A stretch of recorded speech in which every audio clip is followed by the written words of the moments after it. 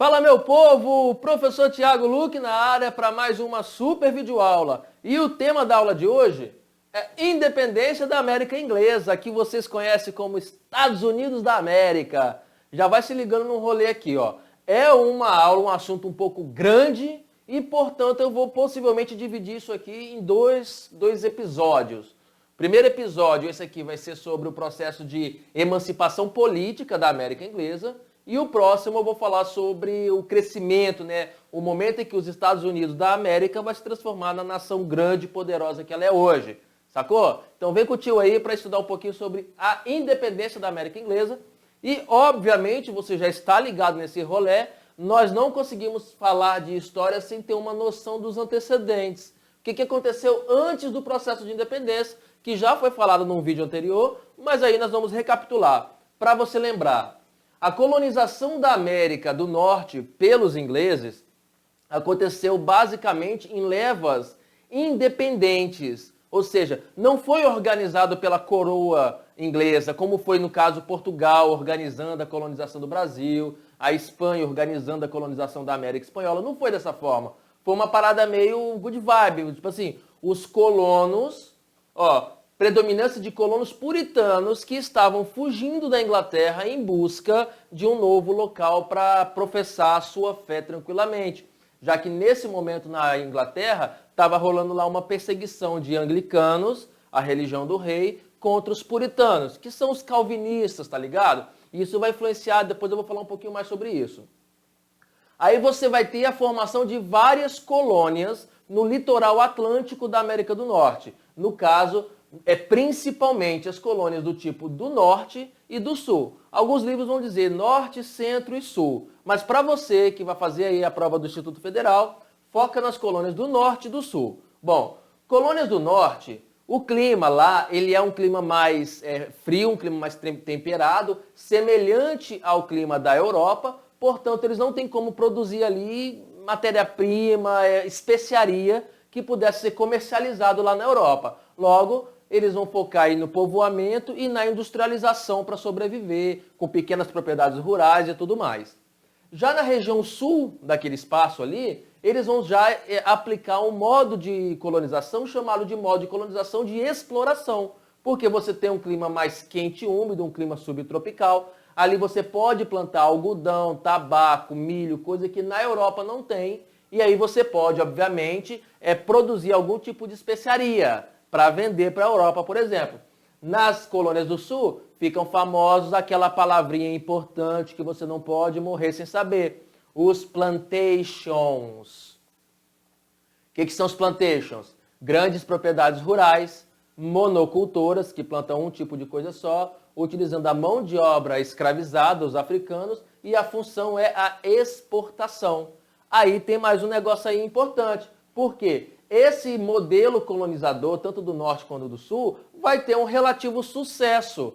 Por quê? Qual é o motivo do sucesso da colonização inglesa na América do Norte?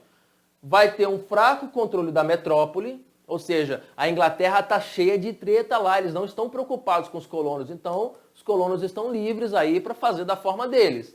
E também eles vão poder praticar o comércio triangular.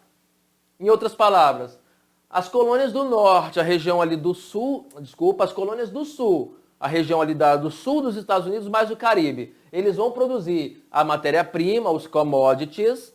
No norte, eles vão industrializar esses commodities que vai ser mandado para o mercado, seja para a Europa ou seja para a África. No caso do que vai mandar para a África, vai retornar como pagamento desse material aí, mais escravizados para vender nas colônias do sul e continuar esse ciclo de produção. Esse modelo é um modelo de comércio triangular, que já foi tratado anteriormente no outro vídeo também.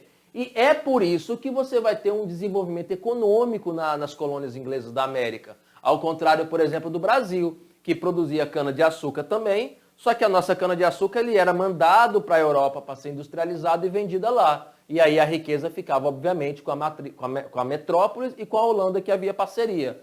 Já aqui, as colônias do sul produziam, do norte industrializava e vendia, e a Inglaterra deixando sossegado eles ali, até que o jogo virou, meu povo.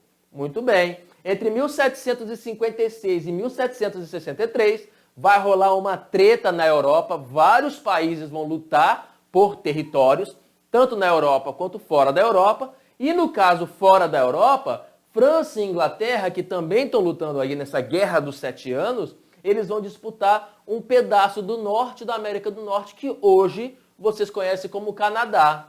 É isso aí, o Canadá sendo disputado aí pela Inglaterra e pela França. Tá pensando que tem o quê? Só o Justin Bieber, Shawn Mendes no Canadá? Tem não. Tem aí a disputa entre França e Inglaterra e o conflito termina da seguinte maneira. Os franceses vão perder essa guerra e vai entrar numa crise econômica por causa dessa guerra e você já sabe o que vai acontecer, né? Crise econômica da França inicia o processo da Revolução Francesa, a famosa Revolução Francesa. A Inglaterra vence a Guerra dos 7 Anos, só que ficou muito cara para ela, porque o Canadá naquele momento é básico, vai vender o quê? Vai vender gelo, vai vender picolé para o mundo, porque o Canadá não tem tanta riqueza assim nesse momento. E aí o que acontece? A Inglaterra, mesmo tendo vencido essa guerra, vai entrar numa crise econômica e vai precisar recuperar de alguma forma o que ela perdeu na guerra. E aí, meus amigos, os colonos começam a se preocupar, ou vão começar a se preocupar, porque é eles que vão pagar o pato. De repente, o rei da Inglaterra observa que os cofres estão vazios, mas vê que tem uma colônia de boas, enriquecendo, fazendo comércio sozinhas. Por isso, a Inglaterra começa a criar uma série de leis que vão determinar impostos, ou seja, vão impor, não só impostos, essas leis não são só de impostos, mas vai impor, ou pelo menos tentar impor, o seu controle sobre as suas colônias, o controle metropolitano, que de certa forma, considerado aí a premissa do mercantilismo, é até um direito da metrópole fazer isso. Só que o problema é que os colonos ingleses não estavam acostumados com essa pressão da metrópole, e aí vai começar as tretas.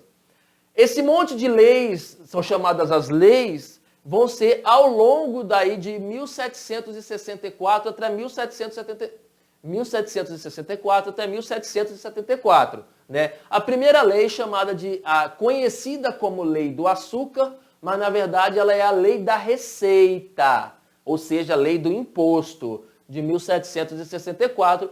A Inglaterra estabelece várias tarifas alfandegárias, vários impostos para os produtos produzidos nas colônias. Como o açúcar, a cana-de-açúcar, ele era o carro-chefe da economia, aí ficou famoso Lei do Açúcar. Só que, na verdade, é a Lei da Receita. Ela vai dizer, bom, agora eu vou praticar o mercantilismo, as barreiras alfandegárias aqui. Preciso cobrar esses impostos. Os colonos vão ficar tretas, vão ficar pé da vida, mas também, tudo bem, vai passar. No ano seguinte, em 1765, rola a Lei do Selo. Se liga aí na Lei do Selo, porque a Lei do Selo tem duas versões específicas, próximas, mas são versões. Primeira versão da Lei do Selo é que a Inglaterra começa a exigir o uso do papel timbrado, um papel oficial do governo, para a circulação de documentos impressos na colônia ou para a colônia. Então, o uso do papel. A outra versão é o uso do selo, é a selar, tipo carta que você precisa botar o selo, é a utilização do selo real para que seja cobrado o imposto em cima dessa correspondência. Aí você diz, nossa, isso deve deixar a Inglaterra bem rica, né? Afinal de contas, quantas cartas eram enviadas? Cara, aí vem um negócio importante para você saber sobre a lei do selo. Aí você faz uma anotação específica sobre isso aí. Por quê? Quando você diz em selar as cartas ou usar o papel timbrado para o envio das mercadorias, não é que a coroa está preocupada com a correspondência em si. Ela está preocupada com a circulação de informações nas colônias. Porque lá na Europa está rolando o iluminismo. Os filósofos iluministas estão escrevendo livros e mais livros proclamando por liberdade. Voltaire, Rousseau, D'Alembert, Montesquieu. Aí esses caras começam a produzir aquele monte de material buscando igualdade, liberdade e fraternidade. O que a Inglaterra pensa? Preciso impedir ou pelo menos fiscalizar o que chega lá na colônia.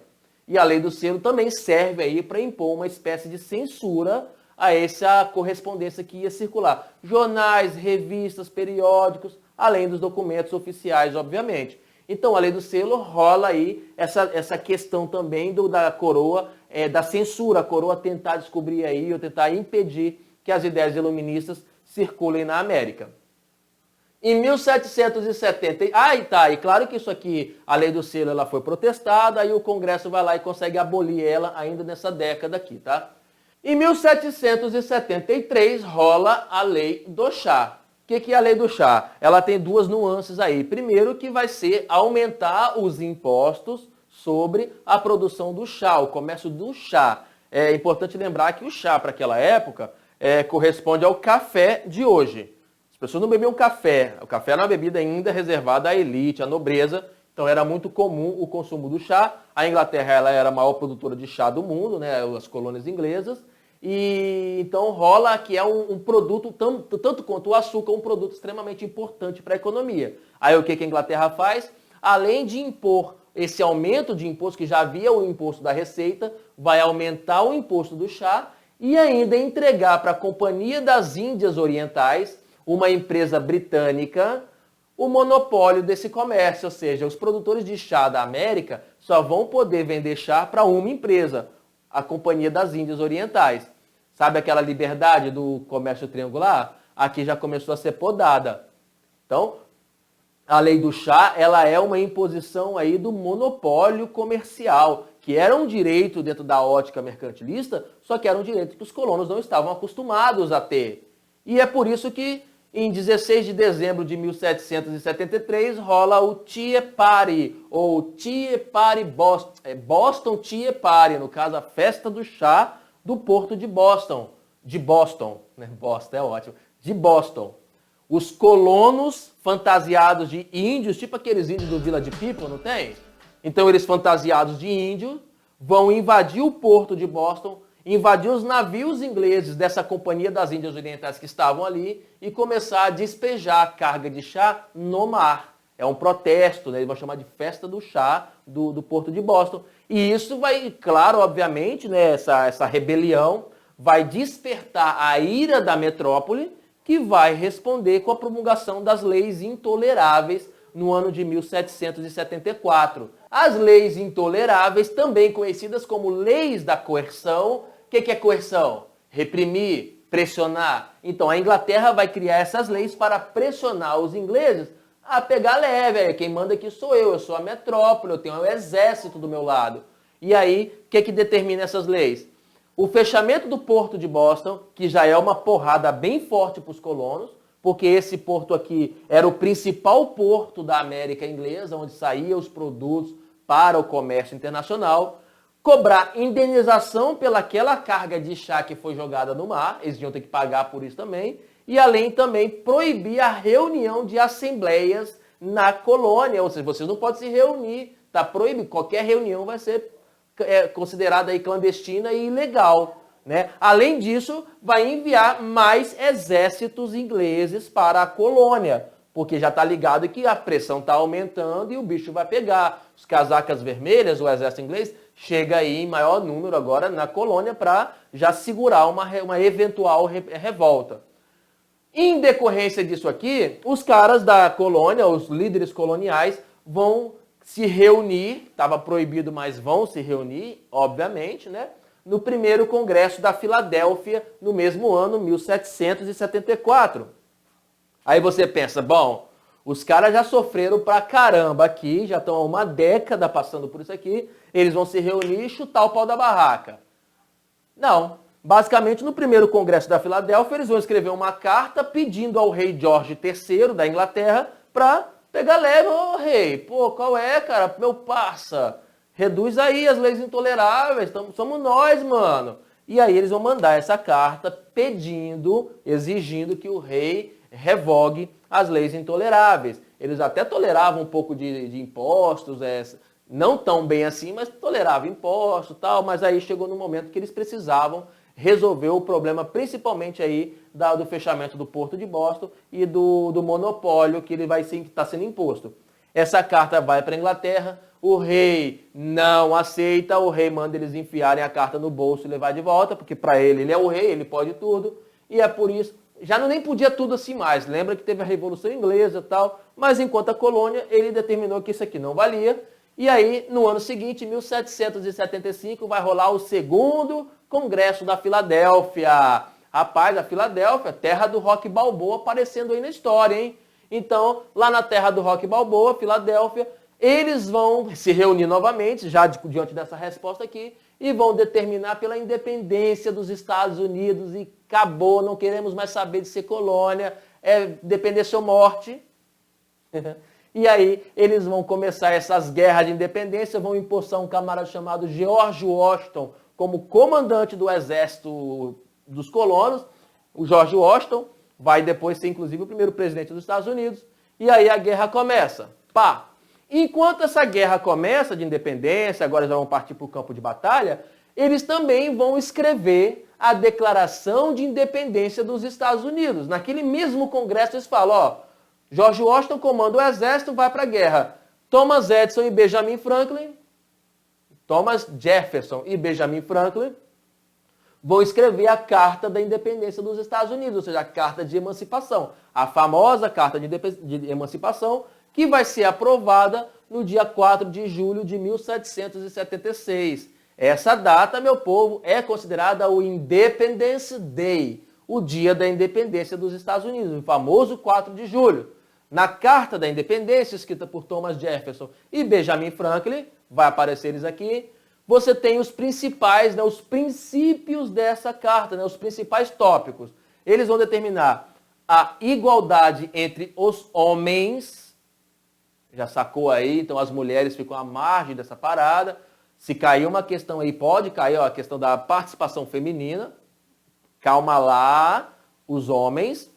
Os direitos naturais, né? Eles vão colocar dentro dessa Carta da Independência os princípios dos direitos naturais do homem. Lembra quais são os princípios? O direito à vida, à liberdade, à propriedade privada, a busca pela felicidade, os princípios de John Locke, vai ser tudo colocado aí na ideia da Carta de Independência dos Estados Unidos, né? Na Carta do Independence Day.